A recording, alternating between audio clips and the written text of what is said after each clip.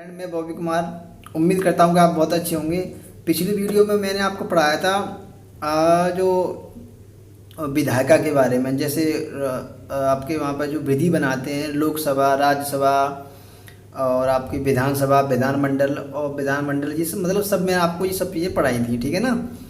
तो उसके बारे में हम अब बात करते हैं। आज जो बेसिक है हमारा, एक राज्यसभा टॉपिक है, यानी चैप्टर हमारा क्या है, राज्यसभा। जब भी आपका नाम आ जाए, संघ संघ नाम आ जाए या आपका केंद्र नाम आ जाए, संघ या केंद्र या संघीय मान लीजिए आप, या सेंटर मान लीजिए, तो आपको उसमें तीन लोग होते हैं। कौन कौन? राष्ट्रपति जी और लोकसभा और राज्यसभा। राष्ट्रपति जी हम पिछली वीडियो में पढ़ चुके हैं और आज हम राज्यसभा पढ़ते हैं। राज्यसभा यानी काउंसिल ऑफ स्टेट।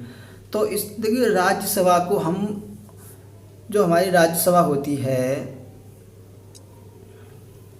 उससे हम उच्च सदन भी बोलते हैं, ये तो आपको मैंने बता चुका हूँ, और विशेष सदन भी बोलते हैं। और ऐसे एक हमारा ये स्थायी सदन भी होता है, ठीक है ना। ये हमारे राज्यसभा को हम उच्च सदन, विशेष सदन या स्थायी सदन भी बोलते हैं। देखिए, राज्यसभा में 250 जो सीट होती हैं अधिकतम होती हैं। कितनी होती हैं? राज्यसभा में 250 सीटें अधिकतम होती हैं। उसमें से कुछ सीटें इस प्रकार हैं, देखिए।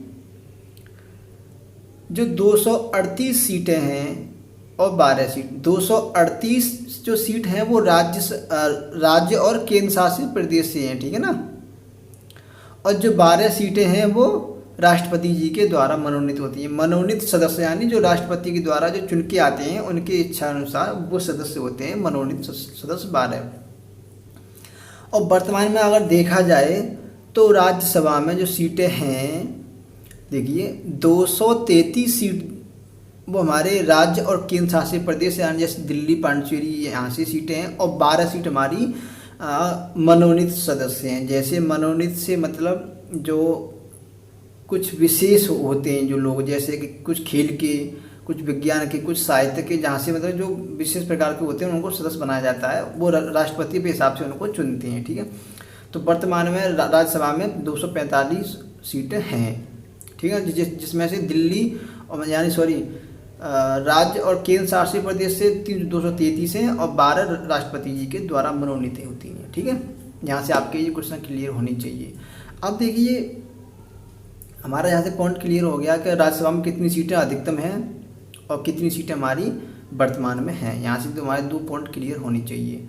उसके बाद कितनी सीटें राज्य और केंद्र शासित प्रदेश से आती हैं और कितनी सीटें राष्ट्रपति जी के द्वारा होती हैं। अब क्वेश्चन आपका ये बना है कि राज्यसभा में राष्ट्रपति के द्वारा कितनी मनोनीत सीटें होती हैं, तो 12। आपका यहाँ से ये पॉइंट क्लियर होना चाहिए, ठीक है। अब बात करते हैं जो सदस्य होते हैं, उनके जो राज्यसभा में जो सदस्य होते हैं उनका चुनाव कैसे होता है, उनका निर्वाचन कैसे होता है, वो भी हम ये बताते हैं आपको। देखिए, जो राज्यसभा के जो सदस्य होते हैं उनका चुनाव कोई ऐसा चुनाव नहीं है कि मतलब जनता के द्वारा कर दिया गया, नहीं। ये चुनाव हमारा अप्रत्यक्ष रूप से होता है। मैंने बताया हुआ आपको, कई बार वीडियो में बता भी चुका हूँ कि अप्रत्यक्ष रूप से मतलब ये होता है कि जो सांसदों या विधायकों के द्वारा चुनाव किया जाए या सांसदों के द्वारा, उसे हम अप्रत्यक्ष चुनाव बोलते हैं। प्रत्यक्ष होता है जो जनता के द्वारा चुनाव किया जाए। ये चुनाव हमारा अप्रत्यक्ष होता है, यानी जो राज्यों के विधानसभा द्वारा ये चुनाव किया जाता है, ठीक है ना। तो आप यहाँ से पॉइंट क्लियर कर लीजिए। निर्वाचन राज्य और संघ शासित प्रदेश, ये हमारा अप्रत्यक्ष नीति होती है, राज्यों की विधानसभा द्वारा किया जाता है, ठीक है ना। कितने लोग होते, जब ये चुनाव किया जाता है राज्यसभा में, तो कितने 233 होते हैं, ठीक है। 233 में और 12 सदस्य हमारे मनोनीत होते हैं राष्ट्रपति जी के द्वारा। यहाँ से आपके ये पॉइंट क्लियर होनी चाहिए, ठीक है। हाँ, मैंने बताया था आपको, और आपको तो मालूम है भारत में सबसे ज़्यादा जनसंख्या में उत्तर प्रदेश सबसे ज़्यादा है।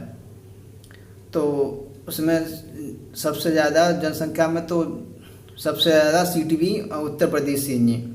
ये भी आपको पता है, विधानसभा सीटें, लोकसभा सीटें सबसे ज़्यादा उत्तर प्रदेश से होती हैं, ये आपको सबको पता ही होगा।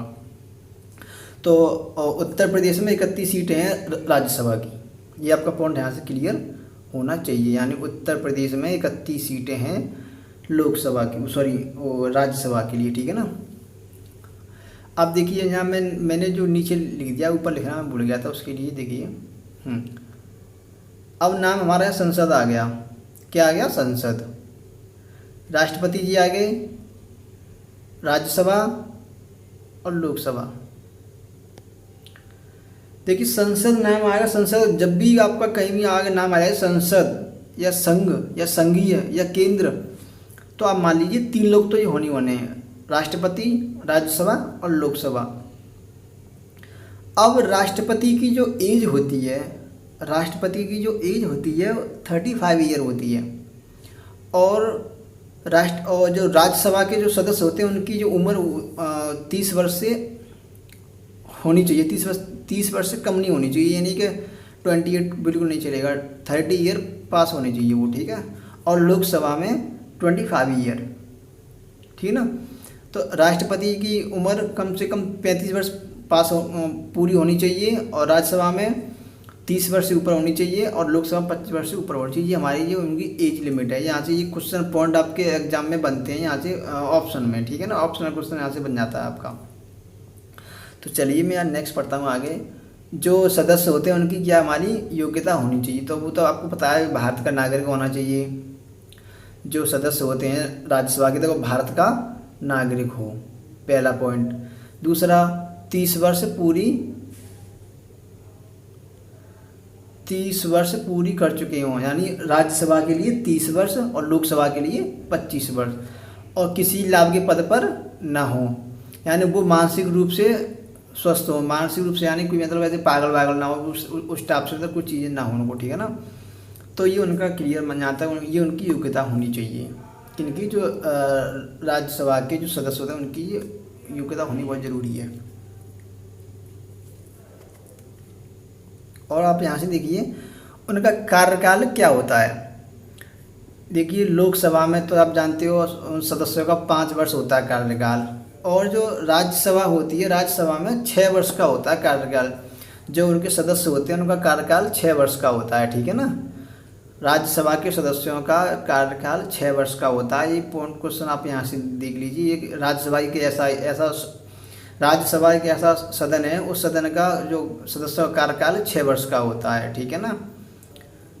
और जो सबसे अहम बात यहाँ आती है, लोकसभा विधानसभा के जो चुनाव होते हैं ये 5 ईयर बाद 5 साल बाद होते हैं, बट जो राज्यसभा एक ऐसा है, इसके चुनाव हर 2 साल बाद होते हैं, पर उसकी एक नीति है, मैं उसको आपको भी बताता हूँ, ठीक है ना। तो जो लोकसभा का चुनाव की नीति आप पढ़िए एक बात, देखिए जो मान लो चुनाव प्रक्रिया क्या है इसकी, यानी प्रति 2 वर्ष पर 1/3 जो सदस्य होते हैं वो अवकाश ग्रहण करते हैं। मतलब ये हो गया 1/3, यानी मान लो आपका कोई जो चीज़ है, मान लो जितनी नंबर ऑफ सीटें हैं आपकी, जितनी नंबर ऑफ कुछ ही मान लो, तो डिवाइड बाई 3 कर दो। तो अब यहाँ देखिए, मान लो अब चुनाव कैसे होता है, प्रत्येक 2 वर्ष बाद ये आप यहाँ से देखिए, आप मान लो 2010 है आपका, यहाँ आप मान लो 2012 जी, 2010, 2014, 2016, 2018, 2020, 2022। अब देखो ध्यान से समझना आप लोग, 33% मान लो आप यहाँ पर है, 33% मान लो यहाँ, 33 यहाँ है, और 33 मान लो आप यहाँ पर है। तो देखिए 2010, 2012 और 2014 ना, 33 लोग, 100 तो 100 होता है मेरा, 100 में 33%, यानी 1/3, ठीक है ना। तो 2010, 2012 और 2014 के बाद जब जो 2010 वाले जो 33% जो सदस्य हैं उनकी 2014 में आके पूरी 6 साल हो गई। जो 2010 के सदस्य हैं 2014 तक 2014 में आके उनको 6 साल पूरी हो गई। तो अब 2016 में उनका चुनाव दोबारा किया जाएगा। अब जो 2012 वाले सदस्य हैं, 2012, 2014, 2016 में किया कि यहाँ पूरी होगी, इनका 2018 में चुनाव दोबारा किया जाएगा। ऐसे जो 2014 वाले हैं इनका 14, 16, 18 में पूरी 6 साल होगी, इनका 2020 में चुनाव किया जाएगा। यानी ऐसे ही हमारे चुनाव होते रहेंगे, हर 2 साल बाद जो पिछले सदस्य हैं उनको हटा दिया जाएगा, नए सदस्य बनते जाएंगे। यानी 6 वर्ष कंप्लीट होते होते इनके चुनाव होते जाते रहते हैं आगे के लिए। 6 वर्ष यहाँ दोबारा फिर एक बार देखिए आप 2010 वाले का 2014 में पूरी हो जाएंगी साल, ठीक है ना। 2012 2014 यानी पूरी 6 साल के बाद उनको फिर दोबारा चुनाव किया जाएगा। ऐसी है कि इनकी प्रक्रिया वो प्रोसेसिंग चलती रहती है हमारी नेक्स्ट वाई हर 6 साल बाद। यानी यहाँ से फिर ये होंगे तो फिर इनकी पूरी 6 साल हो जाएंगे, फिर यहाँ से इनकी फिर 6 साल हो जाएंगी। ऐसी हमारा पूरी प्रोसेस यहाँ से चलती रहती है। यहाँ तक ये पॉइंट आपका क्लियर हो गया होगा। एक बार फिर दोबारा सुन लीजिए, आप नहीं समझ में आया हो तो। यानी पूरे 6 साल बाद इनके चुनाव किए जाते हैं। देखिए दोबारा फिर बता रहा हूँ आपको। यहाँ 2010 है, 2010 में मान लीजिए आप 2012 में 2 साल होगी, 14 में कितने साल हो गई, 4 साल हो गई, ठीक है। 2016 में आकर उनको पूरे कितने हो गए, 6 साल उनके पूरे कंप्लीट हो गए। तो 2016 में उनके द्वारा चुनाव करवाए जाएंगे 30% लोगों के। फिर 2012 वाले हैं जो उनके 18 में आके पूरी 6 साल उनकी फिनिश हो जाएगी, तो फिर उनको चुनाव किया जाएगा। तो यही मेरी इनकी प्रोसेस होती है, चुनाव प्रक्रिया हर 2 साल बाद, ठीक है ना। और जो सबसे, ये तो मैं बता दिया आपको, राज्यसभा के जो प्रति 2 वर्ष बाद चुनाव होता है 1/3 भाग पर, ये आपका यहाँ से पॉइंट क्लियर होना चाहिए। इसमें नो डाउट वो सब जो चीज़ें हैं वो तो आपको यहाँ से देखना ही पड़ेगा। ये हर 2 साल बाद चुनाव होता है राज्यसभा में, ठीक है ना। अब आप यहाँ से नेक्स्ट पॉइंट देखिए, कोई बात नहीं, थोड़ा आप लोग उस पर गर्मी फरमी पर मत जाइए, थोड़ा मैं सिस्टम ठीक से नहीं हो पा रहा। अब जो नेक्स्ट सुनते हैं हम लोग, जो राज्यसभा के सभापति जी होते हैं, जो हमारा राज्यसभा होगी उसके जो सभापति जी होते हैं वो उपराष्ट्रपति जी को इस राज्यसभा का सभापति बनाया जाता है। जो उपराष्ट्रपति महोदय होते हैं उनको ही राज्यसभा के सभापति बनाया जाता है। और उनको जो वेतन मिलता है उपराष्ट्रपति जी का नहीं मिलता, उनको राज्यसभा के सभापति होने काम करने का ही वेतन मिलता है। और जो राज्यसभा के सभापति जी होते हैं उपराष्ट्रपति जी, उनको वो सदस्य जो राज्यसभा के जो सभापति होते हैं यानी उपराष्ट्रपति जी, वो राज्यसभा के सदस्य नहीं होते हैं, ठीक है ना। वो उस सदन के सदस्य नहीं होते। ये कुछ यहाँ से आता भी है कि ऐसा वो कौन सा सदन है कि उस सभा के अध्यक्ष या सभापति जी उस सदन के अध्यक्ष नहीं होते। तो राज्यसभा ही वो सदन है जिस सदन के अध्यक्ष या सभापति जी उसके सदस्य नहीं होते। यहाँ से आपका ये पॉइंट क्लियर होना चाहिए, वो बाहर से आते हैं, ठीक है ना। ये अब जो एक सभापति जी हो गया, एक होते हैं उपसभापति जी। उपसभापति जी वो होते हैं जो हम सदस्य चुनते हैं ना, उन्हीं में से किसी को हम एक को उपसभापति जी बना दिया जाता है। और वर्तमान में अगर देखा जाए तो हरिवंश नारायण उपसभापति जी हैं राज्यसभा में। यहाँ से आपकी 2 पॉइंट क्लियर हो गई।